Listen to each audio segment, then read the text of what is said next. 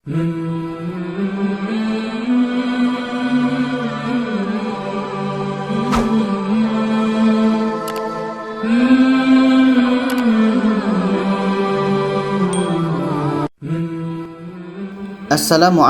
warahmatullahi wabarakatuh. Alhamdulillahi rabbil alamin wal aqibatu lil muttaqin.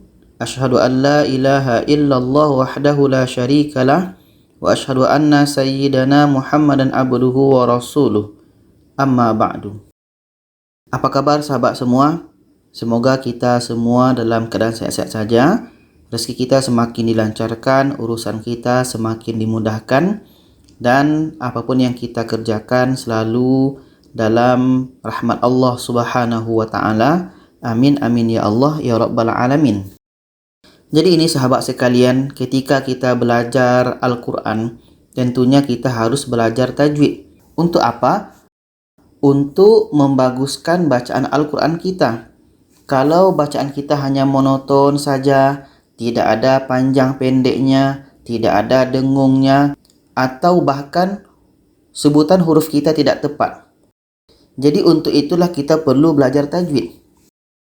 Tapi yang menjadi masalahnya adalah judul tajwid atau pembahasan tajwid ini terlalu banyak.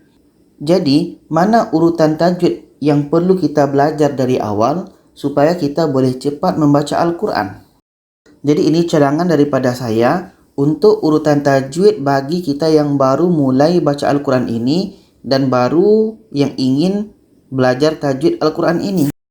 Kita lihat di sini, ini di antara pembahasan tajwid ada tentang huruf, baris, tanda panjang, qalqalah, nun sukun, mim sukun, sampailah nanti tanda di dalam Al-Quran sangat banyak.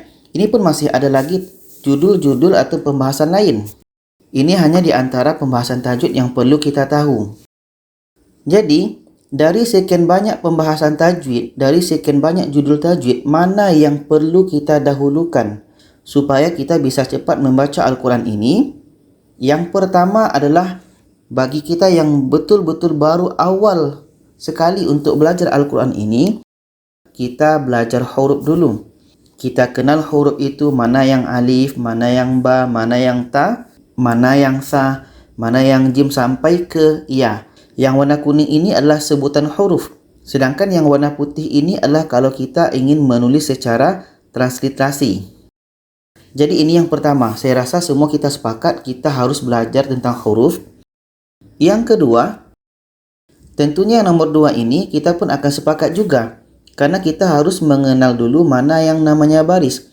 Apakah itu baris fathah atau di atas, baris kasroh atau di bawah, baris dhammah atau di depan, tanwin atas, tanwin bawah, tanwin depan, tasydid atau syaddah, dan juga tanda sukun.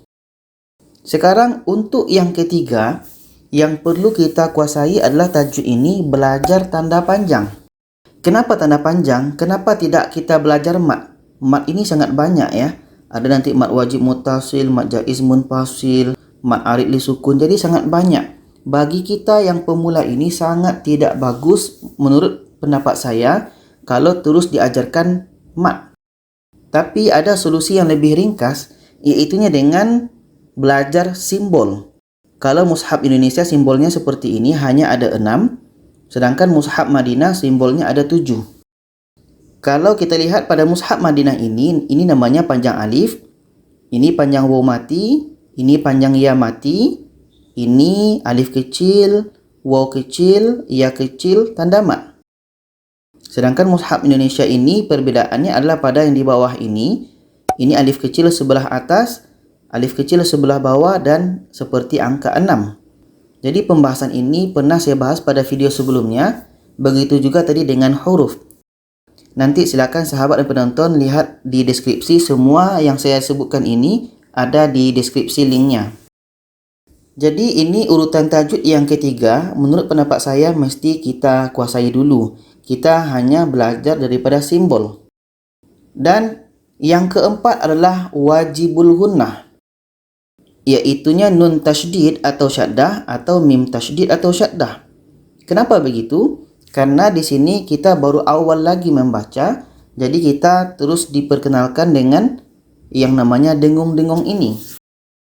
Tapi yang dengung ini kita belum masuk kepada hukum nun sukun ya.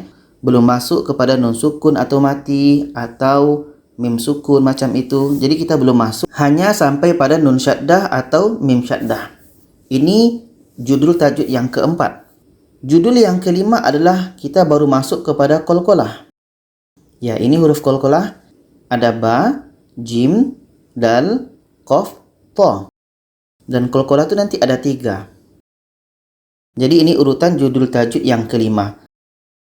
Dan ini judul yang keenam, iaitunya berkenaan dengan dengung atau tidak dengung. Di sini baru kita belajar yang namanya hukum nun sukun atau tanwin atau hukum mim sukun. Untuk hukum nun sukun atau tanwin ini ada beberapa cara untuk belajar cepatnya. Bisa dengan belajar simbol atau secara terperinci seperti mana izhar, mana ikhfa, dan mana yang lain-lain.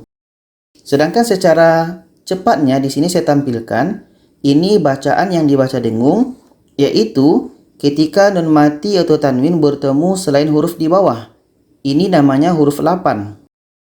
Jadi huruf yang 8 ini tidak dengung, dan selain huruf yang 8 ini itu dibaca dengung kalau ingin secara cepatnya belajar atau menguasai hukum nun sukun. Dan berkenaan dengan mim sukun yang dengung hanya 2, yaitunya mim mati bertemu mim dan mim mati bertemu ba. Maknanya kalau ada mim mati bertemu selain mim dan ba itu dibaca tidak dengung. Ini judul tajuk yang keenam. Sedangkan judul tajuk yang ketujuh baru kita belajar mat. Karena mat ini sangat banyak pembahasannya, mulai dari mat asli, mat wajib mutasil, mat jaiz munfasil, mat arid li sukun, ada mat lain atau mat lin, ada mat iwad, mat silah qasirah dan mat silah tawilah, ada mat badal, ada mat tamkin, mat farq, mat lazim, kilmi mukhaffaf, kilmi musaqqal, ada mat lazim, harfi mukhaffaf dan harfi musaqqal. Ini tajuk mat ini kalau kita ajarkan pertama kali untuk orang yang bagi pemula, itu memang akan membuat orang tersebut akan pening. Jadi pendapat saya bagus diajarkan dengan tanda panjang tadi, dengan kita belajar simbol dulu. Jadi kesimpulannya, inilah 7 tajuk awal atau 7 basic lah yang harus kita ajarkan kepada pelajar kita, atau bagi orang pemula atau bagi orang yang baru mula-mula belajar Al-Quran. Jadi yang pertama kita kenal huruf, setelah itu kenal baris atau harakat, setelah itu baru belajar tentang panjang pendek. Di sini judulnya adalah tanda panjang yang tadi dengan belajar simbol. Yang keempat baru kita belajar wajibul gunnah yang tadi itu nun tasydid atau mim tasydid, atau juga ada yang sebut nun syaddah atau mim syaddah. Yang kelima baru kita belajar qalqalah. Yang keenam baru belajar dengung dan tidak dengung. Di sini ada 2 judul, ada nun sukun atau tanwin dan mim sukun. Dan yang terakhir baru belajar mat. Jadi ketika kita telah selesai belajar 7 judul ini, barulah kita masuk kepada judul-judul tajuk yang lain atau pembahasan tajuk yang lain. Inilah pendapat daripada saya. Kalau ada yang punya pendapat lain boleh komen di bawah. Jadi inilah sahabat dan penonton sekalian cerangan atau pendapat saya berkenaan dengan tajwid atau pembahasan tajwid yang mesti kita belajar dulu bagi pemula atau bagi kita yang baru-baru belajar Al-Quran. Mudah-mudahan usaha kita ini mendapat rahmat dan ridha Allah Subhanahu wa taala, dan saya doakan kepada sahabat dan penonton semua, mudah-mudahan kita semua bisa membaca Al-Quran secara baik dan secara lancar, apalagi secara bertajwid. Jadi itu saja, silakan share video ini kepada yang lainnya supaya sahabat kita yang lain dapat pula mengambil manfaat daripada video ini. Terima kasih. Wassalamualaikum warahmatullahi wabarakatuh.